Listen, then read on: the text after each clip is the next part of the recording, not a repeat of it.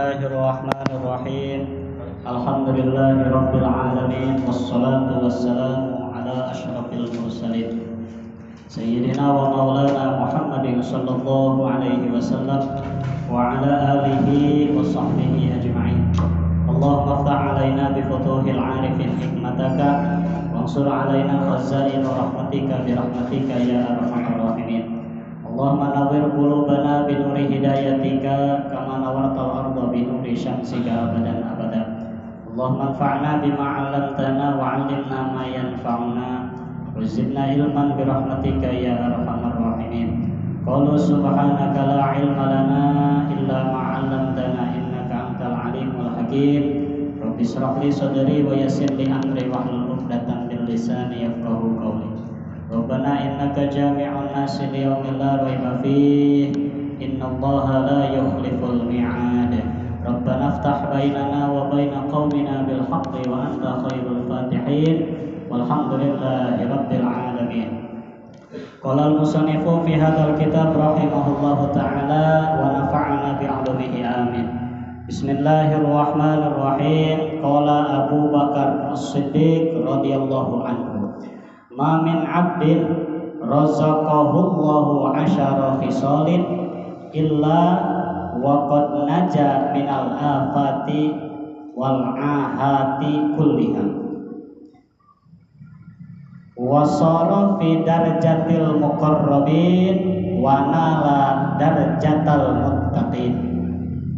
Awaluha sidqun daimun ma'ahu qalbun qani'un wasani sabrun kamilun ma'ahu syukrun daimun wasalisu fikrun daimun ma'ahu zuhdun hadirun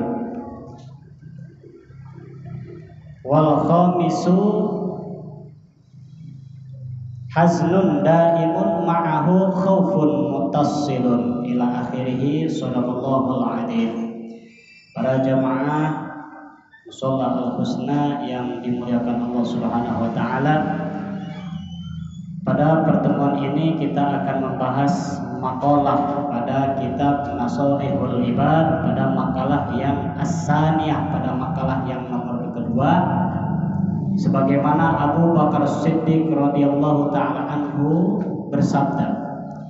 Kata Imam Abu Bakar Siddiq, kata sahabat Abu Bakar, ma min 'abdin, tidak semata-mata seorang hamba, razaqahullahu 'asyara khisalin, diberikan. Razaqah itu memang maknanya rizki. Cuman di sini kita memaknainya diberikan. Sebab rizki itu kan hakikatnya diberikan kepada kita. Makanya ini di dalam kalimat ini razaqahullahu, diberikan oleh Allah 10 perkara, illa waqad naja, terkecuali itu seorang hamba naja min afati, akan selamat dari apa? Minal afati, daripada pancabahaya, wal ahati, dan pirang-pirang penyakit, kulihat, segala-gala penyakit. Gitu. Jadi yang dimaksud itu wahya fil asli ma yufsiduz zar'a. Nah, jadi yang dimaksud penyakit-penyakit itu bukan penyakit yang ada di dalam diri kita, tapi ma yufsiduz zar'a, tapi kita diberikan, diraksa, diselamatkan dari penyakit hati. Gitu ya. Sehingga wasara fi darjatil muqarrabin, sehingga pada sampai derajat-derajat orang yang muqarrabin. Orang pangkat muqarrabin itu Pak, muqarrib itu dekat. Dekat dengan siapa? Dekat dengan Allah Subhanahu wa ta'ala. Diberikan derajat dekat dengan Allah. Wa nala darjatal muttaqin, dan tidak hanya derajat muqarrabin, dia pun hasil mendapat derajat al-muttaqin, orang-orang yang bertakwa kepada Allah Subhanahu wa ta'ala. Apa sih itu? Kata Imam Abu Bakar Siddiq, ditafsirkan di sini, ayyalladzina taraku syahwatan nafsi. Tegasnya orang-orang yang muttaqin itu alladzi taraku, orang-orang yang meninggalkan syahwatnya, meninggalkan hawa nafsunya, wajtanibul munhiyati, demi menuju mencegah daripada apa yang dicegah oleh Allah Subhanahu wa taala. Itu bagi pangkat-pangkat orang yang muttaqin. Sebagaimana tadi telah disentil oleh kita, dibicarakan oleh kita berhasil mengorbankan diri kita, jiwa raga kita demi memenuhi panggilan Allah. Maksudnya apa pengorbanan? Memang di dalam kata ulama, di dalam tahrifnya ad-din huwa tadhiyah. Agama itu memang membutuhkan pengorbanan. Jadi tidak cukup dengan lisan, tapi harus pengorbanan. Mari kita lihat, segala kita ingin menghidupkan agama itu butuh pengorbanan.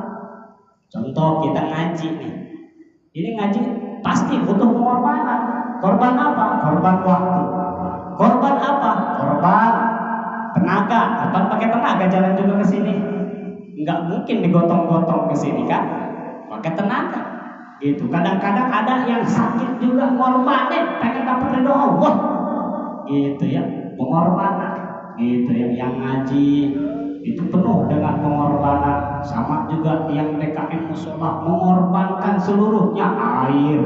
Gitu ya, mikirin ustadz bakal datang apa enggak. Gitu kan. Yang malam kalau ustadz itu datang, malam Selasa cina ustadz mau kena air, pusing kan. Pengorbanan pikiran. Termasuk yang ngajar juga mengorbankan apa? Dia meninggalkan anak istrinya demi memenuhi panggilan Allah.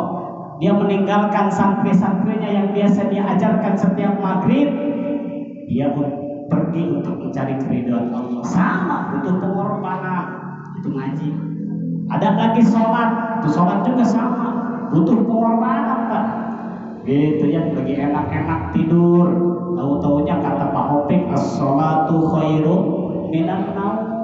Itu kalau nggak ada pengorbanan, Pak, daik sugi itu mau hudak ya. Gitu ya. Tapi di hati kita ada sifat muttaqin, takwa kepada Allah. Demi mendapat keridhaan Allah, kita berkorban, bangun sholat subuh, nuhayang gitu ya. Nah, semata-mata hanya ingin mendapat keridhaan Allah. Gitu ya, itu namanya pengorbanan.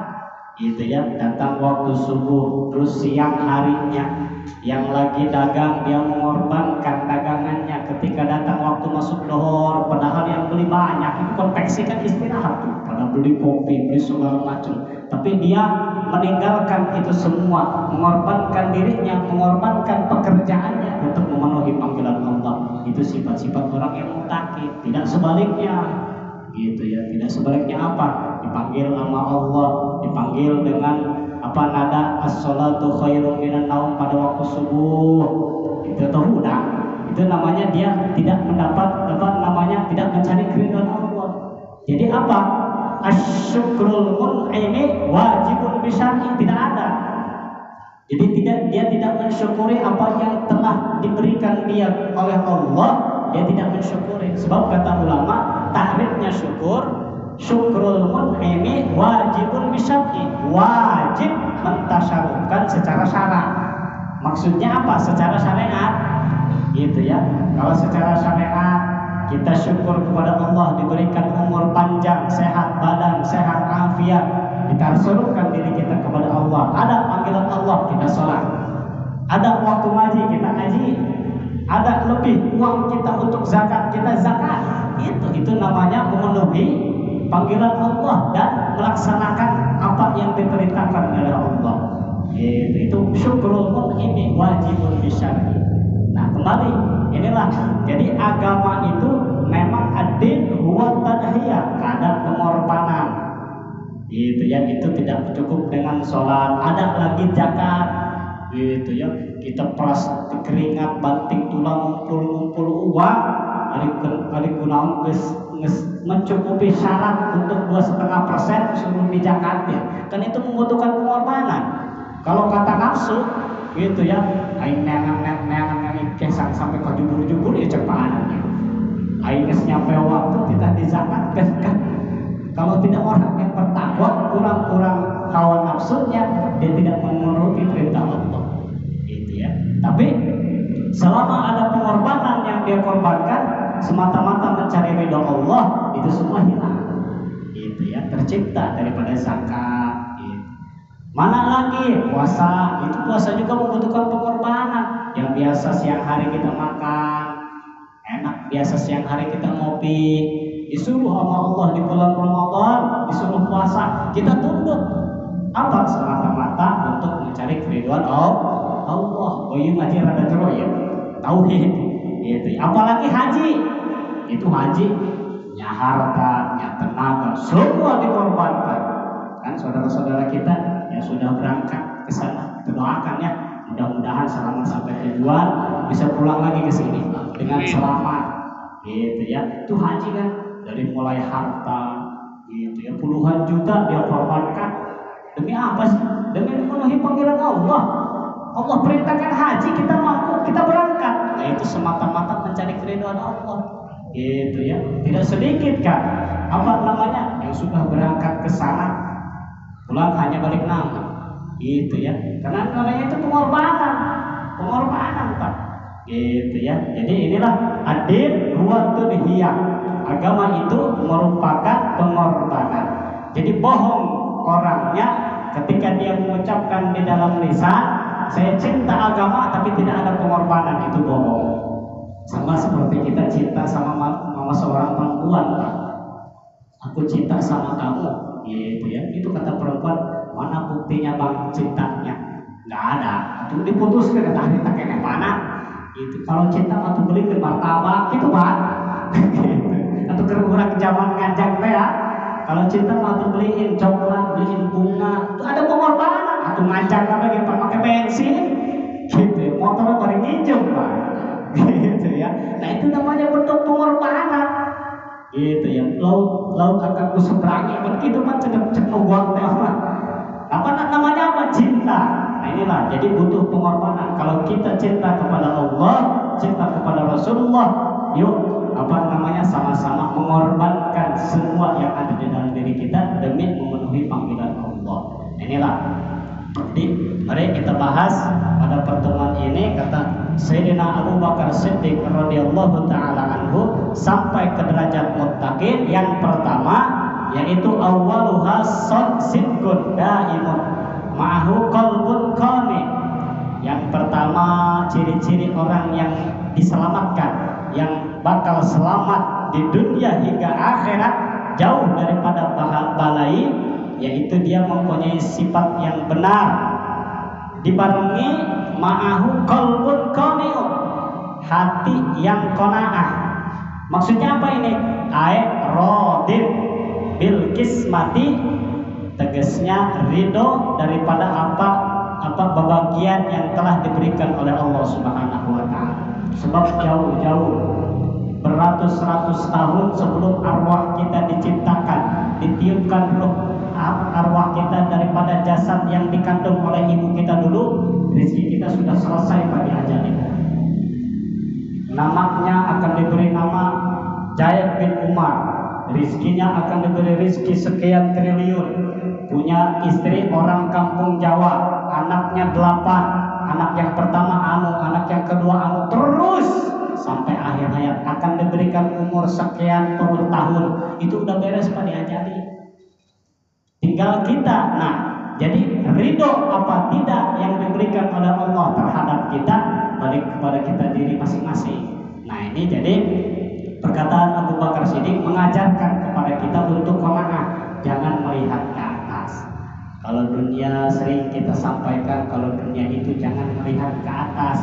Kalau urusan akhirat mangga lihat ke atas. Kalau urusan akhirat lihat ke atas, insya Allah cakep Pak urusan. Mana contohnya ada orang yang rajin berjamaahnya, kita belum bisa. Itu orang rajin amat sih jamaahnya. Gue pengen banget tuh kayak gitu, tupol. Senajan belum bisa umpamanya, tapi hati dia berusaha ingin kayak itu orang, itu bagus. Gitu ya. Itu tercipta hati yang apa namanya lemas hati. Jadi sedikit-sedikit dia akan berusaha, hidayah insya Allah akan turun. Tapi sebaliknya kalau orang yang melihat orang lain dengan kriteria dunia jauh, itu membuat hati kita gelap. Kita udah punya motornya ya satu, melihat orang lain punya motor tua, yang punya motor tua, akhirnya apa? atuh pan papipu nginjem ka rentenir, nginjem ke bank emohok, nginjem ke riba segala macam.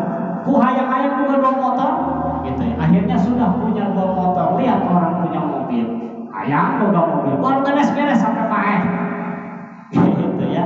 Nah itu tidak mempunyai sifat qanaah. Yang diajarkan oleh Imam Abu Bakar Siddiq di sini punya hati yang qanaah, tegasnya ridho atas apa yang telah dibagi oleh Allah Subhanahu wa taala terhadap dirinya, ridho. Gitu ya. Kita diciptakan oleh Allah Subhanahu wa taala fi ahsani taqwim, di sebagaimana ini rupanya yang sangat sempurna, ridho. Gitu ya. Tidak dipolas, tidak dipoles, gitu ya, tidak dirubah. Makanya ada yang mengharamkan untuk seorang manusia, gitu ya, untuk merubah daripada dirinya. Contohnya kita nih sebagai laki-laki, jadi ibu maka ini ya. Nah, kita sebagai laki-laki umpamanya udah tumbuh uban putih ya, rambut putih. Itu rambut putih kita semir jadi hitam. Nah, itu makruh, bahkan sampai derajat haram, Pak. Nggak boleh. Sebab apa? Tadi tidak menerima bagian daripada Allah. Sebab apa? Allah sudah tegaskan, wa man nu'ammirhu nunaqishu fil khalqi afala yaqil, gitu kan? Jadi orang yang dipanjangkan umurnya oleh Allah, lihat, wa man nu'ammirhu nunaqishu, akan diperlihatkan daripada berubah sikapnya, daripada berubah wawataknya, daripada berubah tenaganya, berubah segala macamnya. Afala ta'qilun, apa kamu tidak memikirkan, kata Allah. Dulu kita, masya Allah, tenaga masih bedas kene, gitu ya, sehingga kerja kita siang malam masih kuat, begadang kuat, hari mau bolo-bolo, gitu ya. Kita kalau jadi cangkeng, nggak keluar asam urat dan lain sebagainya. Afala ta'qilun. Nah itu yang harus kita pikirkan. Makanya tadi kembali tuh, untuk yang mempunyai rambut putih jangan disemir hitam, itu makruh. Berbeda sebaliknya, ada anak muda yang umpamanya rambutnya hitam, dia putihkan, itu mah apa-apa, ayam ubanan berjata mah diputih nggak apa-apa. Tapi kalau udah putih makruh hukumnya kalau kita disemir hitam, gitu ya.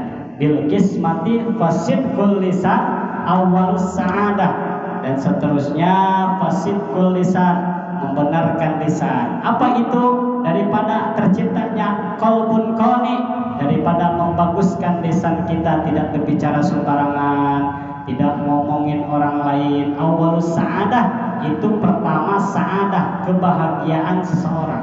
Man qalla sidquhu qalla sadiquhu, gitu ya. Sehingga tercipta sedikit benarnya, kul sadiquhu, maka sedikit pula rasa malunya. Jadi orang ya Pak yang banyak bicaranya itu biasanya sedikit rasa malunya Pak. Wah coblak, masya Allah, tong kosong nyaring bunyi nada ya. Wah coblak, masya Allah. Itu biasanya orang itu sedikit rasa malunya. Beda dengan orang yang pendiam, gitu ya. Orang yang pendiam itu kan emas. Orang diam itu emas. Berbeda dengan orang yang banyak ngomong. Sehingga orang yang banyak ngomong itu turisu qaswatal qalbi, bisa teras, bisa keras hatinya. Sehingga wa inna ab'adan nasi minallah al-qalbul qasi, orang yang sudah keras hatinya akan jauh dari Allah. Aduh kumaha gitu, ngomong baik ibadah tepat, ngomong macoblok. Sehingga saya diajarkan oleh guru, kalau bertemu orang semacam itu cari alasan untuk menghindar ketika ngobrol. Gitu ya, coba terus merinding guru, sakit perut nih, tinggal dulu ya, ditinggalkan kurang guys, dicoba saya gitu. Banyak kan kayak gitu tuh, gitu ya. Wah, masya Allah. Nah inilah, jadi kembali keselamatan manusia yang pertama ada dalam lisannya. Kalau lisannya dia bisa menjaga, insya Allah orang itu akan selamat. Tapi orang itu daripada lisannya tidak bisa menjaga, tidak sedikit Pak saudara kita yang mana bisa adu golok, bahkan dibunuh oleh saudaranya sendiri gara-gara lisan, gitu ya. Karena lisan nih sumbernya penting. Wasara fi darajatil muttaqin. Nah yang pertama tadi yaitu sidqun daimun, benar yang mayang. Wasani sabrul kamil, Yang kedua kata Sayyidina Abu Bakar Siddiq yaitu sabar yang sempurna dibarengi dengan apa? Syukrun daimun, dibarengi dengan rasa syukur. Jadi di samping dia sabar yang sempurna dibarengi dengan syukur yang yang mayang, itu akan tercipta keselamatan dari dunia hingga akhirat. Dia punya rasa sabar yang sempurna. Ketika datang musibah, sabar. Ketika datang nikmat atau sabar kita bisa menghadapinya kan di nikmat. Dari uang loba misalnya, duit loba ya. Kita sabar daripada apa? Daripada hawa nafsu yang menyelimuti kita. Gitu ya, itu kan ada duit nges loba motor. Aduh, sholat kita kau dong, itu kan duit bebas. Gitu ya. Nah inilah, jadi di mana ngitung sabarnya? Sabrun kamilun ma'ahu syukrun daimun. Dibarengi dengan syukur yang mayang. Sebab kata Nabi ruwiya annahu sallallahu alaihi wasallam afdalul iman as-sabru was-samahah.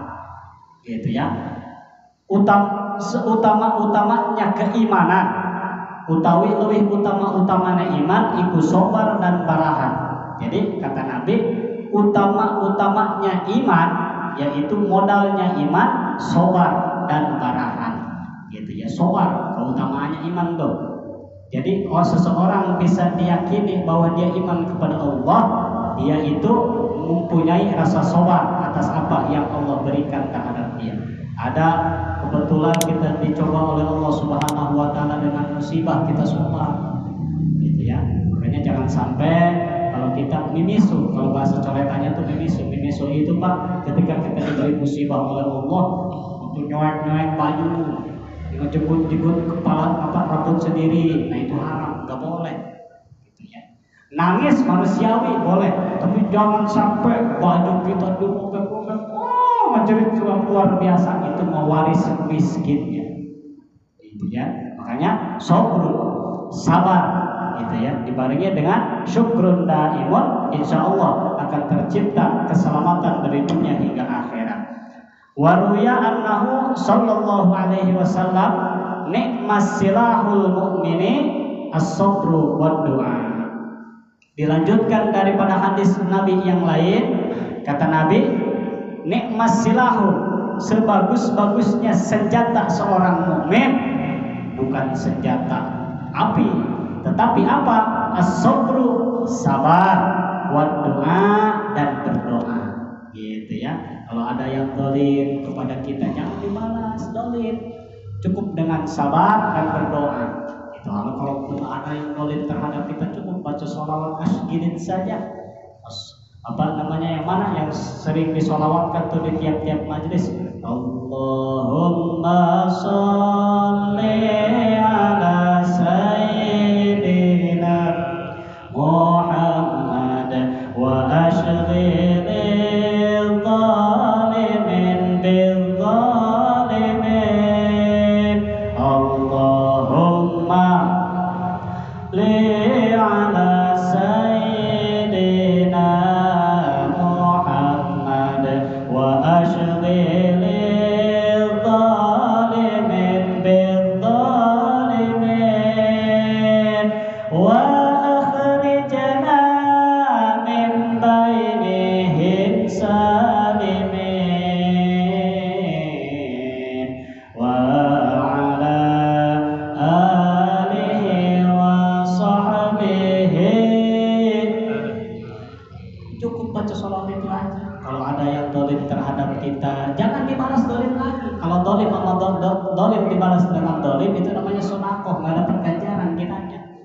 cukup tadi kata Nabi, sabrun wad du'a, cukup mendoakan aja. Sholawat itu berbanyak, sebab maknanya asghilid dzalimin bidzalimin. Ya Allah, ada yang dolim kepada aku, tolong sibukkan orang yang dolim itu dengan kedolimannya sendiri.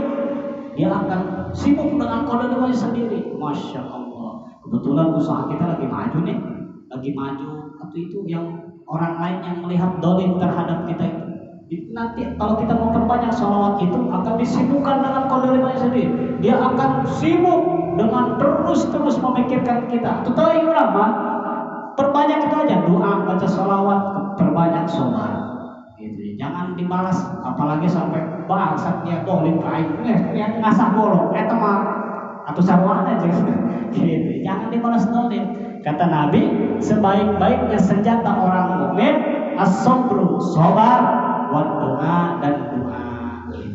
Doa silahul mukmin kan. Doa itu senjatanya orang mukmin. Kita berdoa aja kepada Allah. Gitu ya. Itulah sebaik-baiknya orang mukmin. Wa qala Sayyidi Syekh Abdul Qadir Al-Jailani qaddasallahu sirrah, kaifa yuhsinu minkal ijab fi a'malika wa ru'yatin nafsika fiha wa tatlibil ahwali 'alaiha. Dilanjutkan kata perkataan Sayyidi Syekh Abdul Qadir Al-Jailani, kata Syekh Abdul Qadir, bagaimana yuhsinu minka, bagaimana engkau mengetahui al-ajibu, keijabahan gitu ya, keujuban fi a'malika, daripada amal-amal engkau, wa ru'yatin, dan riwayat diri engkau sendiri gitu ya, sehingga wa talbil aqwani 'alaiha wa jami'u dzalika bi taufiqillahi ta'ala wa fadlihi. Wa in kunta taraktul maksiata fa bihifdihi aina anta min syukrika ala dzalik. Dilanjutkan oleh Sayyidi Syekh Abdul Qadir Al-Jailani, bagaimana engkau bisa melihat kebagusan yang ada dalam diri engkau sendiri. Kalau di dalam diri engkau sendiri itu terdapat sifat ujub. Ujub itu Pak, merasa agul dengan ibadahnya sendiri. Bagaimana engkau bisa melihat kebagusan amal engkau, sementara di dalam diri engkau itu terdapat sifat ujub. Terdapat sifat ujub itu Pak, ujub dalam ibadahnya sendiri. Nih, gua nih ibadah rajin, sholat 5 waktu nggak pernah berhenti, masya Allah. Gitu ya ujub. Sehingga apa? Iblis itu ibadah kepada Allah Subhanahu wa Ta'ala 20.000 tahun, tapi diturunkan daripada surga ke alam dunia gara-gara ujub. Gitu ya, gara-gara agul dengan ibadahnya sendiri. Awas, jangan agul, jangan merasa diri paling benar, jangan merasa diri paling hebat. Karena apa? Kata syairan, di atas langit masih ada langit. Gitu ya. Jangan merasa cukup, jangan merasa lebih ibadahnya daripada orang lain. Gitu ya. Sebab kata Syekh Abdul Qadir, bagaimana engkau bisa melihat kebagusan amalan-amalan engkau sendiri, sementara di dalam diri engkau terdapat sifat ujub. Itu yang bisa menggerogoti amal kita Pak. Na'udzubillah. Kita beramal banyak, tapi nanti di akhirat tidak ketemu dengan amalan kita. Ketika kita bertanya, ya Allah, mana amalanku? Perasaan aku rajin ngaji, perasaan aku rajin sholat, tapi mana balasanmu? Ditembongkan oleh Allah nih amalan-amalanmu, karena terdapat sifat ujub. Nah, ujub itu yang membakar seluruh amalan-amalan kita. Nah, inilah. Jadi membahas tentang sifat ujub, kata Syekh Abdul Qadir Jailani, jauhkan daripada sifat ujub. Aina anta minna syukrika. Bahkan Syekh Abdul Qadir bertanya, kemana rasa syukur yang dimiliki oleh engkau ala dalik, untuk syukur-syukur yang meraksa dalam diri engkau sendiri. Gitu ya. Jadi wasalisu fikrun daimun, seterusnya mempunyai pikiran yang mayang, mempunyai pikiran yang bagus, ma'ahu, dibarengi dengan zuhdun hadirun, dibarengi dengan zuhud yang ada di dalam diri kita. Nah itulah. Jadi terciptanya kebahagiaan yang di dalam dunia hingga akhirat, mempunyai sifat pikiran yang mayang dibarengi dengan zuhud yang hadir. Maksudnya apa? Ditegaskan oleh Nabi alaihi salatu wasallam, ya ma'syaral fuqara a'tullaha ridha min qulubikum. Ya ma'syaral fuqara, wahai segerombolan orang-orang yang fakir. Tapi khitabnya untuk kita semua. Kata Nabi, wahai orang-orang, a'tullaha, hendaknya kamu memberikan a'tullaha ridha, memberikan kepada Allah keriduanmu, min qulubikum, daripada hati-hatimu. Tadfaru bisawabi fakrikum, maka Allah akan menghasilkan ganjaran daripada kefakiran. Wa illa fala, Sebaliknya kalau kita tidak ridho, tidak tidak mencapai keridhaan Allah, Allah tidak akan memberikan keridhaannya. Nah, ini yang dimaksudkan kepada kita, yuk sama-sama kata Nabi mencapai keridhaan Allah supaya kita diridhoi oleh Allah. Sebab kalau Allah sudah ridho, apapun yang kita mau di dunia dan di akhirat akan diberikan kepada kita. Gitu ya. Syaratnya apa mencapai keridhaan Allah? Laksanakan apa yang diperintahkannya. Syaratnya apa? Jauhi apa yang dicegahnya. Itulah tujuan orang yang mendapat keridhaan Allah Subhanahu wa taala. Qala ba'dul hukama istighna'uka 'ani syai'i khairun min istighna'uka bihi. Seterusnya kata setengah ulama, istighna'uka utawi ngeprih kasugihan sira saking sawiji-wiji iku luwih utama tinimbang saking kasugihan sira bihi kalawan syekh. Ya, dimaksud di sini yaitu mencari kesugihan, mencari kecukupan engkau kepada satu perkara itu lebih baik daripada engkau, gitu ya, istighna'uka, daripada engkau memuaskan diri sendiri. Maksudnya apa di sini? Kata setengah ahli hukama, engkau boleh mencari mata pencaharian. Engkau mempunyai profesi apa? Sebagai kuli, silakan. Engkau sebagai apa? Sebagai tukang ojek online, silakan. Engkau sebagai apa? Pedagang, silakan. Engkau sebagai apa? Pegawai negeri, silakan. Gitu ya. Itu lebih baik daripada engkau menyibukkan diri dengan apa? Istighna'uka bihi, menyukupkan dirinya sendiri. Maksudnya apa? Apa yang dia menuruti hawa nafsunya. Seperti yang tadi saya katakan, mencari kepuasan melalui orang lain. Gitu ya. Orang lain punya 2 kendaraan, dia ingin udah punya 2, giliran udah punya 2, dia mau kesana kemari, kebetulan lagi musim hujan, kehujanan. Wah, kayaknya beli mobil enak nih, nggak kehujanan, nggak kepanasan. Akhirnya apa?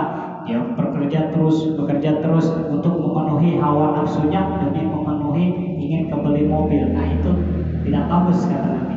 Yang bagus silakan Anda bekerja dengan kemampuan Anda sendiri, tapi ingat ada batasan-batasannya kata ahli ulama. Gitu ya. Warabi'u fikrun daimun mahu batnu jaimun. Nomor keempat, mempunyai pikiran yang mayang, gitu ya, tapi dibarengi dengan perut jaimun yang lapar. Ya, jadi emang perut yang lapar ini panjang surahannya. Kenapa panjang surahannya? Kata setengah ahli fikih, kalau orang ingin tercapai kekhusyuan, bawa kosongin dulu makanan, katanya perutnya. Jangan sampai itu perut, maksudnya ini sedang berbicara tentang ilmu fikih ya. Nah, kalau kita berbicara tentang hadis yang lain, umpamanya ada hadis yang mengatakan kudimal asya ala isya. Gitu ya, kudimal asya ala isya. Kita mendahulukan asya daripada isya. Contoh, misalkan ada datang waktu isya, Allahu Akbar, Allahu Akbar. Baru juga kita mau nyari koko, nyari peci, mau ke musola. Tiba-tiba istri bilang, "Bang, mau ke musola ya?" "Iya." "Kenapa, Nek?" "Ini makanan udah siap Nek dari maghrib, udah masak." "Gimana tuh?" "Kudi mau asal isya." Makan dulu.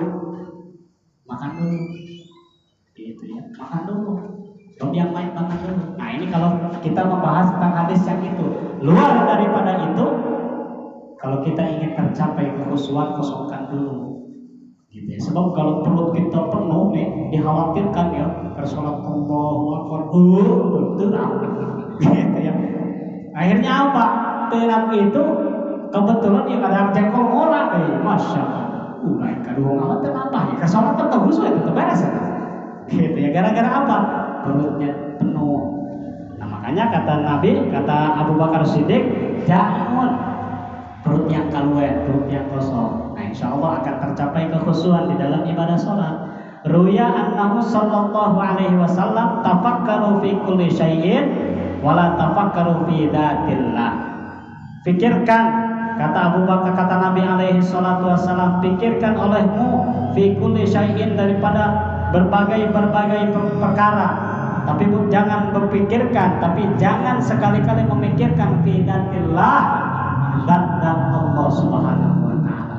Gitu ya. Jadi diperintahkan oleh Nabi terhadap kita untuk memikirkan apa yang telah kita lakukan, baik yang akan kita datang, yang akan kita lakukan, maupun kelakuan kita yang dulu. Itu disuruh pikirkan, Pak.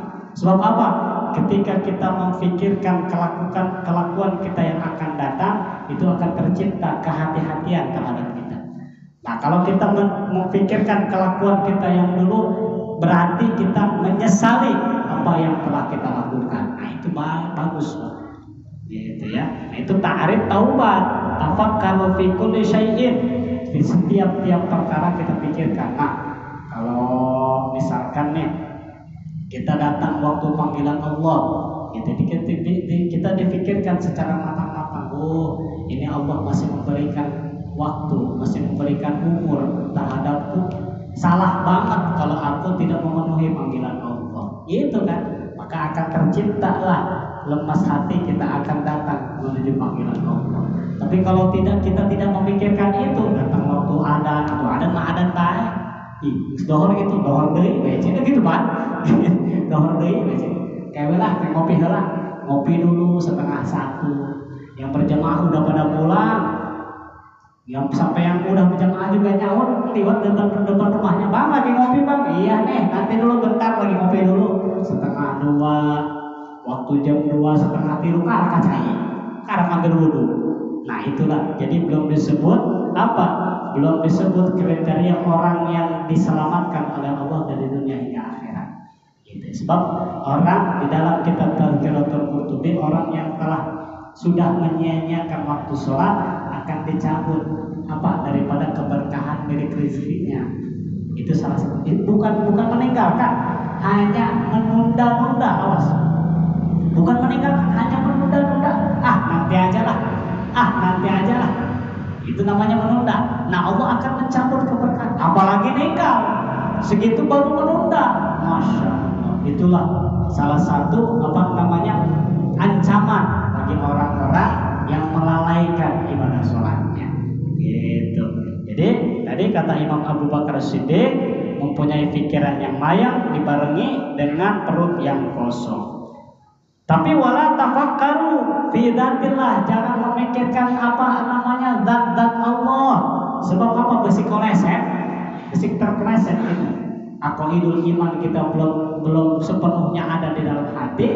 Akhirnya bertanya di dalam hati, Allah itu ada di mana ya? Awas, wajib syahadat lagi Pak. Artinya apa? Tauhidnya kita itu harus dikuatkan. Aqidul iman semuanya kan ada 50, sifat yang wajib di Allah 20, yang mustahil Allah ada 20, dan seterusnya. Kalau itu udah matang, silahkan bisa memikirkan, gitu ya. Sebab Allah itu Pak dijelaskan di dalam Al-Quran pun, qul huwallahu ahad. Allah itu Maha Esa. Gitu ya, tidak ada Allah tidak memperanakan dan tidak juga diperanakan. Allah itu tercipta wal awwal wal akhir. Beda dengan kita. Kalau kita ada dikenal oleh orang setelah kita ada di alam dunia, itu kan? Gitu ya. Kita dikenal oleh orang setelah kita ada di alam dunia. Kita belum lahir di alam dunia atau belum tahu siapa kita. Setelah lahir ditanya oleh tetangga, anak lu udah lahir, siapa namanya? Jaet, itu kan dikenal lah, oh iya si Jaet, sampai kolot Jaet, gitu ya. Nah itulah nanti wal akhir, ada akhirnya, artinya apa? Ada meninggalnya, ada masanya. Itulah manusia, beda dengan Allah. Huwal awwal wal akhir, dialah Allah yang maha terdahulu dan yang maha akhir. Lillahil wahidil qahhar, gitu ya. Inilah di tauhid sedikit. Jadi kata Nabi, jangan memikirkan perkara-perkara yang ada di dalam zat Allah Subhanahu wa taala. Karena kata Nabi, fa inna bainas sama'i sabi'ati ila kursiyyihi sab'ata alafi nurin wa huwa fawqa dzalik. Karena kata Nabi, ketika kita memikirkan zat Allah tidak akan terpikirkan, karena sesungguhnya antara langit yang 7 ila kursi, di atas langit 7 ada kursi. Kursi apa? Sab'ata alafin, 7.000 cahaya, wa huwa fawqa dzalik. Itu lebih itu ada di fawqa. Artinya apa? Ada masih di bawah Allah Subhanahu wa taala. Masya Allah. Langit 7 mempunyai kursi, kursinya itu ada 7.000 cahaya. Itu masih bisa mengalahkan zatnya Allah Subhanahu wa taala. Nah inilah. Jadi kata Nabi, jangan sekali-kali memikirkan apa yang ada di dalam zat Allah. Itu ya, aina Allah, seperti menanya gitu. Di mana letaknya? Gitu ya. Ada berapa? Nah, itu wajib syahadat lagi. Gitu ya. Jangan jadi orang nganggur lah intinya. Gitu ya. Kalau urusan pangeran. Gitu. Seterusnya, qala rahimallahu qauman yahsabuhumun nasu marda wa ma hum bimarda. Dan seterusnya kata Nabi alaihi salatu wassalam, Allah mencintai satu kaum, yahsabuhumun nas, gitu ya. Dia kang nyangka hum ing si kaum kabeh sapa manusia, gitu ya. Kena apa? Mardo, ingkang ngegiring, ingkang orang yang sakit. Maksudnya di sini apa? Allah mencintai satu kaum yang mana yahsabuhum, Allah menyangka terhadap manusia, diberikan terhadap satu manusia yang sakit dan kita melongoknya, gitu ya. Allah mengasihani orang yang melongok, gitu ya, melongok terhadap orang sakit. Wa ma hum bimardo, dan kaum itu pun akan dikasihani oleh Allah Subhanahu wa taala. Nah inilah. Wal khamisu haslun daimun ma'ahu khaufun muttasilun. Seterusnya kata Abu Bakar Siddiq radhiyallahu taala anhu, orang yang diselamatkan oleh Allah di dunia hingga akhirat yaitu orang yang mempunyai rasa prihatin. Hisnun daimun, mempunyai rasa prihatin, dibarengi dengan apa? Khauf, dengan rasa takut, muttasilun, yang bersambung. Mempunyai rasa takut. Ruya annahu alaihi salatu wassalam, lau ta'lamuna ma lakum indallahi la ahbabtum an tazdadu faqatan wa hajatan. Sehingga ditegaskan oleh Nabi alaihi salatu wassalam, bila mana kamu semua mengetahui ma lakum, apa yang ada di dalam diri kamu sendiri, indallah, menurut Allah Subhanahu wa taala, maka demi yakti, maka percayalah Allah Subhanahu wa taala akan mencintai antazdadu, apa yang telah ditambahkan oleh Allah, faqatan, gitu ya, wahajatan, dan kebutuhannya. Jadi yang dimaksud ini mempunyai rasa prihatin semata-mata dibarengi dengan rasa takut terhadap Allah. Tapi yang mutasil, yang yang bersambung, terus mempunyai rasa takut terhadap Allah. Jadi sifat khauf ini kalau sudah nempel di dalam hati, itu ciri-ciri orang yang akan diselamatkan oleh Allah. Sebab khauf itu penting pada dalam hati. Kalau orang tidak mempunyai rasa khauf, itu ya, apapun perkara yang diharamkan, yang dilarang oleh Allah akan dia tebus, karena tidak mempunyai rasa takut kepada Allah. Tapi kalau udah tersifat rasa khauf, dia akan mempunyai rem. Itulah pentingnya semua kalangan kita, apapun profesi kita, mempunyai rasa khauf, itu penting. Pejabat kalau udah punya rasa khauf, dia tidak berani memakan yang bukan haknya. Pedagang, dia kalau mempunyai rasa khauf, dia tidak mungkin curang akan dagangannya, gitu ya. Petani kalau dia mempunyai rasa khauf, dia tidak mungkin berani mengambil memacul tanah yang bukan miliknya. Itu kan ada yang dirakas banyak, mentang-mentang paculnya merek cap jago blok galangan batu beak dari sana. Beak Pak, sehingga belut gitu ya. Belut itu susah Pak, kalau dirakas ganti beli gitu ya. Ataupun galangan ayam itu segede kucing, Masya Allah. Kata belut kumaha aing rek ngomong aya. Aing hulu aing ngomong buntut aing ya. Buntut aing nu disebutkan huruf kolol seperti itu. sehingga nggak ada Bluetooth di sawah. Pindah ke HP Bluetooth. Pindah ke HP Bluetooth kabeh Pak. Aya evolusi wifi. Gitu ya. Nah inilah.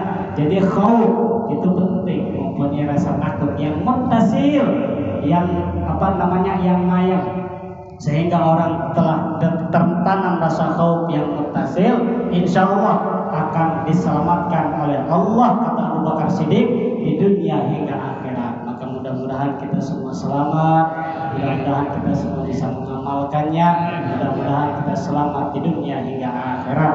Bi barakatil umil kitab Al-Fatihah. A'udzu billahi minasyaitonir rajim. Bismillahirrahmanirrahim. Alhamdulillahirabbil alamin.